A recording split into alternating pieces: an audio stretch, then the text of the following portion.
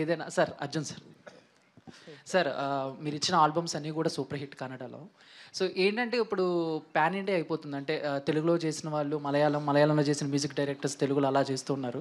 But మీరెందుకు ఇన్ని కన్నడ సినిమాలు 100కి పైగా కన్నడ సినిమాలు చేసినా కూడా స్ట్రైట్ తెలుగు సినిమా ఎందుకు చేయలేకపోయారు? యాజ్ ఒక సింగర్‌గా గానీ, లేకపోతే మ్యూజిక్ డైరెక్టర్‌గా గానీ వచ్చినాయా? వదిలేసుకున్నారా ఆపర్చునిటీస్ ఏమన్నా? No, sir. Actually, see, I'm working as a music director from 20 years. So every year I'm doing 12 films there, sir. So every month there will be one release of mine. And in that time, so I'm so much stuck up with Kannada films. And definitely, if I get the opportunity to do, I'll definitely do. And this time I'm doing, no, my 45, it will come in all languages. Thank you. Uppi sir, one more question if you don't mind. Sir cricket చూస్తారా మీరు?